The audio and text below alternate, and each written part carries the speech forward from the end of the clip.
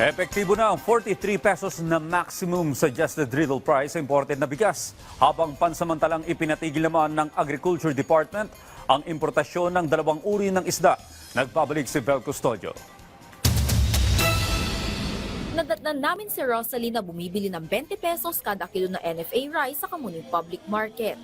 Pero dahil 5 sila sa pamilya na kumakain, bumibili rin siya ng pandagdag na ibang variety na bigas.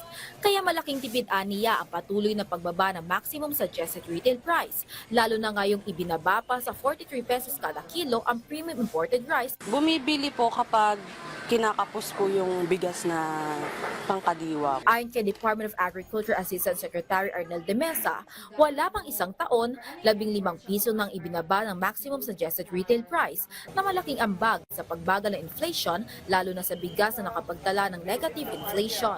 Simula Enero, 58 pesos ang sineta MSRP sa 5% broken imported premium rice, na bumaba pa sa 43 pesos. Sa MSRP, we started, kung di ako nagkakamali, 58, tapos naging 55, tapos naging 52, and then naging 48, naging 45, ngayong July 16 magiging 43. From 58 to 43, that's a 15 peso drop.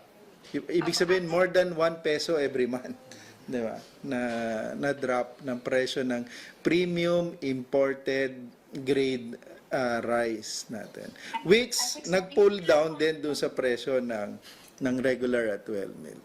Kung babalikan, bago pa ipatupad ang MSRP para sa premium imported rice, umabot ang presyo nito sa 60 hanggang 70 pesos kada kilo.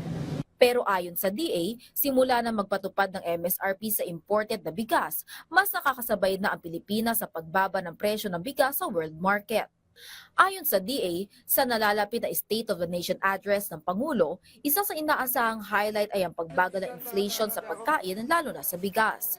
Patunay lamang ito na epektibo ang hakbang ng pamahalaan sa ilalim ng administrasyon ni Pangulong Ferdinand R. Marcos Jr.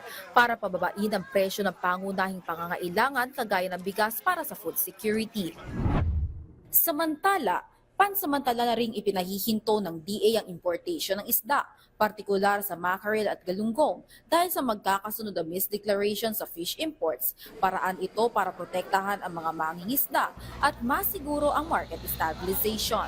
Vel Custodio para sa Pambansang TV sa Bagong Pilipinas.